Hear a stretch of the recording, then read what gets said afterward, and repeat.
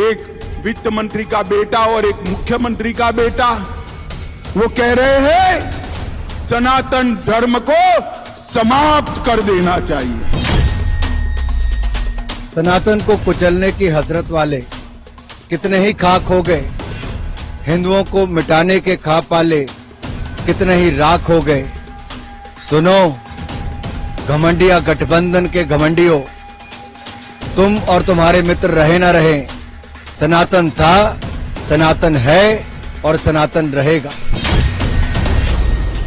राहुल गांधी जी, सनातन धर्म का खुला इंसल्ट किया गया है आपके एलाइज के द्वारा, आप खामोश क्यों हैं? कि जिसकी मर्जी आती है वो किसी भी धर्म के मामले में कुछ भी बोल देता है।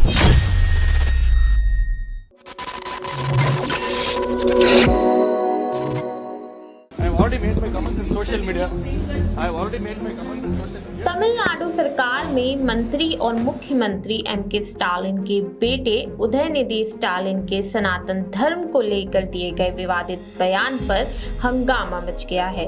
दरअसल उदयनिधि ने एक कार्यक्रम में सनातन धर्म की तुलना मलेरिया और डेंगू जैसी बीमारियों से करते हुए कहा था कि इसे मिटाना है।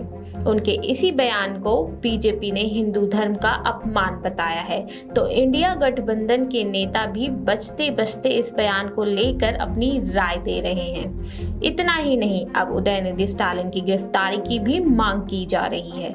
उदयनिधि के इस बयान को लेकर बीजेपी ने क्या कुछ कहा, चलिए बताते हैं। गृह मंत्री अमित शाह ने उदयनिधि के बयान को लेकर विपक्षी गठबंधन पर निशाना साधा। अमित शाह ने विपक्षी गठबंधन में शामिल पार्टियों पर वोट बैंक और तुष्टीकरण की राजनीति के लिए सनातन धर्म का अपमान करने का आरोप लगाया है। सुनिए।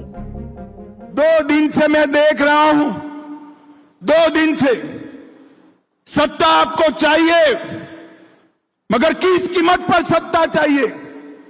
2 दिन से आप इस देश की संस्कृति का, इस देश के इतिहास का, सनातन धर्म का अपमान कर रहे हैं। इंडिया अलायंस के 2 प्रमुख दल डीएमके और कांग्रेस पार्टी, इनके बड़े नेता, एक वित्त मंत्री का बेटा और एक मुख्यमंत्री का बेटा, वो कह रहे हैं सनातन धर्म को समाप्त कर देना चाहिए। इन लोगों ने वोट बैंक की और तुष्टीकरण की राजनीति करने के लिए सनातन धर्म को समाप्त करने की बात की है। हमारी संस्कृति, हमारे इतिहास और सनातन धर्म का अपमान किया है। वहीं केंद्रीय मंत्री अनुराग ठाकुर ने कहा कि सनातन को कुचलने की हसरत वाले कितने ही खाक हो गए हैं, हिंदुओं को मिटाने के ख्वाब वाले कितने ही राख हो गए हैं। सुनिए। सनातन को कुचलने की हसरत वाले कितने ही खाक हो गए, हिंदुओं को मिटाने के खा पाले कितने ही राख हो गए। सुनो घमंडिया गठबंधन के घमंडियों, तुम और तुम्हारे मित्र रहे ना रहे, सनातन था, सनातन है और सनातन रहेगा। ये बार बार प्रयास घमंडिया गठबंधन के एक के बाद दूसरे नेता ने किया है हिंदुओं पर वार करने का, चाहे वो शब्दों से हो, बम से हो या उनको कुचलने की बात हो। पूर्व केंद्रीय मंत्री रविशंकर प्रसाद ने सोमवार को प्रेस कॉन्फ्रेंस की और सीधे उदयनिधि स्टालिन से सवाल किया। रविशंकर प्रसाद ने कहा कि कांग्रेस नेता राहुल गांधी इस पर चुप क्यों हैं? वैसे तो वो मंदिर मंदिर घूमते हैं, लेकिन इस पर ऐसी चुप्पी क्यों साधी हुई है? धर्म को डेंगू मलेरिया की तरह समाप्त करने के अपने घोषणा पर कायम। राहुल गांधी जी, सनातन धर्म का खुला इंसल्ट किया गया है आपके एलाइज के द्वारा, आप खामोश क्यों हैं? मंदिर आप जाते क्यों हैं? दिखावे के लिए? क्या है? आप जिस तथाकथित घमंडिया ग्रुप के साथ देश को बदलने की बात करते हैं, मोदी जी को हटाने की बात करते हैं, यही अहंकार है जिसके कारण आपको हम लोग घमंडिया कहते हैं, आपके ग्रुप को।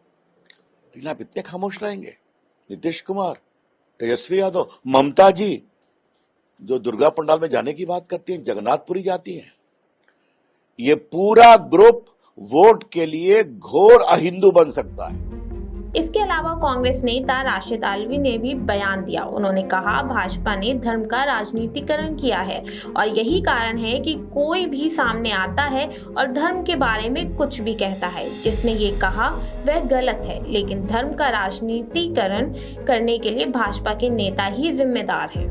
पिछले 9 सालों में भारतीय जनता पार्टी ने धर्म को राजनीति में लाकर धर्म को पॉलिटिसाइज कर दिया है और उसी का ये नतीजा है कि जिसकी मर्जी आती है वो किसी भी धर्म के मामले में कुछ भी बोल देता है। ये उसकी बड़ी मिसाल है। इसके लिए जिसने बोला है वो गलत बोला है, लेकिन उससे भी ज्यादा जिम्मेदारी भारतीय जनता पार्टी के नेताओं की है, जिन्होंने धर्म को राजनीति में ले आए हैं और उसे पॉलिटिसाइज किया। उदयनिधि ने भी अपने बयान पर सफाई देते हुए एक्स पर ट्वीट किया कि मैंने कभी भी सनातन धर्म का पालन करने वाले लोगों के नरसंहार का आह्वान नहीं किया। सनातन धर्म एक ऐसा सिद्धांत है जो लोगों को जाति और धर्म के नाम पर बांटता है। सनातन धर्म को उखाड़ना मानवता और मानव समानता को कायम रखना है। उन्होंने अपना बयान दोहराते हुए लिखा, जैसे मच्छरों से कोविड-19, डेंगू और मलेरिया जैसी बीमारियां फैलती हैं, उसी तरह सनातन धर्म कई सामाजिक बुराइयों के लिए जिम्मेदार है। मैं अपने रास्ते में आने वाले किसी भी चुनौती का सामना करने के लिए तैयार हूं, चाहे वह अदालत में हो या जनता की अदालत में। फर्जी खबरें फैलाना बंद करें।